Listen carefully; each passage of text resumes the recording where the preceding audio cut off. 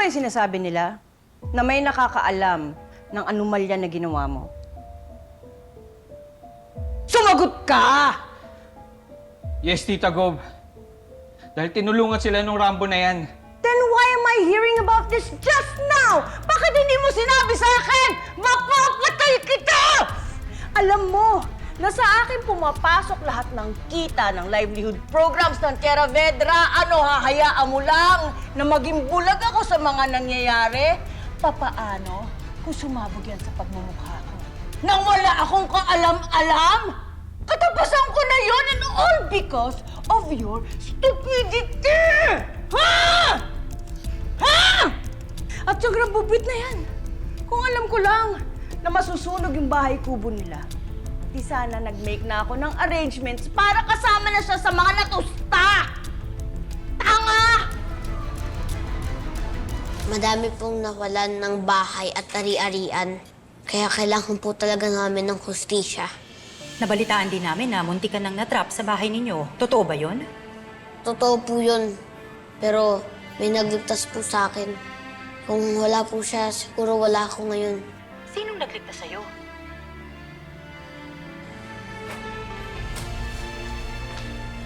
Siya po.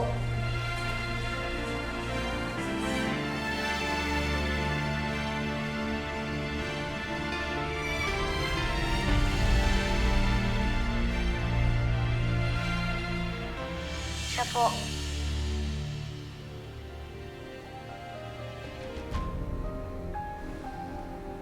Si Alberto?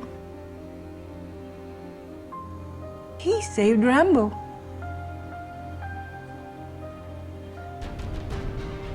Wow, napakaswerte mo naman. Anak ng gobernador ang nagligtas sa'yo. Anak ng gobernador? That is Alberto Vergara, the son of Tierra Vedra Governor Esmeralda Vergara.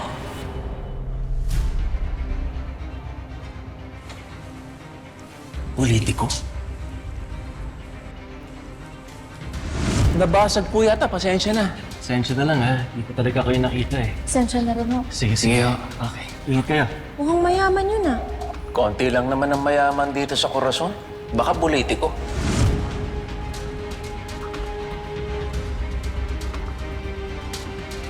Mahal, siya yung nakabangga natin dati. Yung sinabi ko sa'yo na baka politiko. Ayun. Oo nga.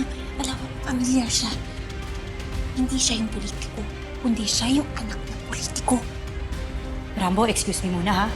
Sir Albert, maaari niyo po ba kaming mapaunlakan ng interview with Rambo? Maybe next time. May gagawin pa kasi ako eh. Pasensya na lang. Ha?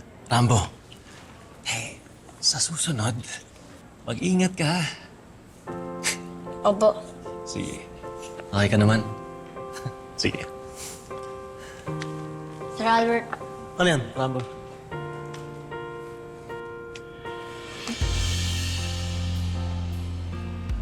maraming salamat po, Sir Albert. Walang anuman.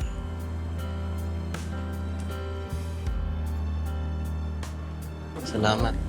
Thank you. Basta't huwag bibitawan ang ilaw mula sa langit.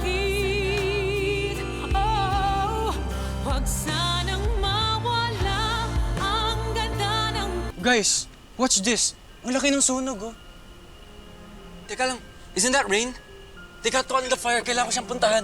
Joril, no! She might think you're too concerned about her. And you know what? Itataboy ka lang din naman niya. Because she hates you so much. Si Tito Albert, iniligtas niya yung brother ni Rain. Wow! Tito Albert is such a hero. Right, Jo? What happened? You know, it's always been easy for him to risk his life for strangers. Pero sarili niyang pamilya, hindi niya ma-save from falling apart. Lalim naman nun. Anong problema mo? Oo nga. Ever. Come on, guys. Cheers na lang natin. Cheers. Jo, come on. Cheers!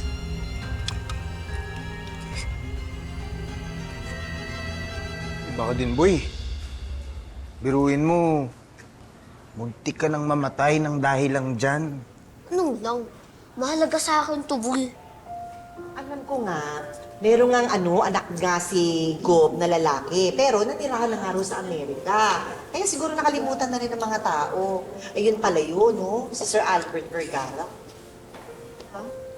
Alam niyo po, siguro po, sobrang bait ng tatay ni Sir Albert, no?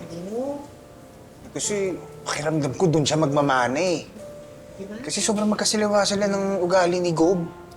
Uy, huwag kang ganyan. Baka naman nakakalimutan mo, di ba dati?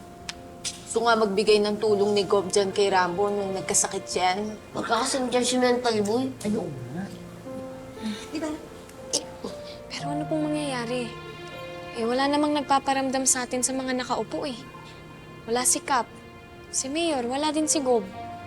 Hindi tayo aalis dito hanggat hindi nila tayo hinaharap. Kailangan mabigyan ng hustisya ang nangyari sa atin at sa lahat ng tao nandito.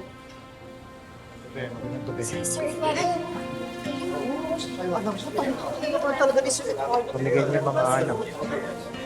Kumusta? Magandang gabi. Sir Mayor! Meron akong pagkain ha sa inyo, ha? Rambo, Sir Mayor! Gregory, kumusta kayo?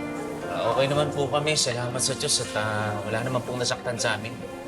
Salamat po, Sir Mayor, sa dinala niyo pong pagkain para sa lahat. Maraming salamat din po sa pag-alala niyo sa akin at sa pamilya ko.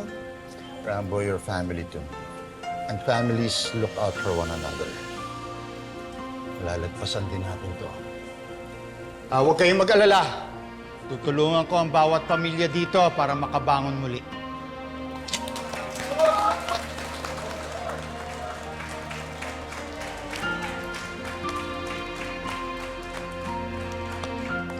Rambo, pasensya ka na at natagalan na pagpunta ko dito.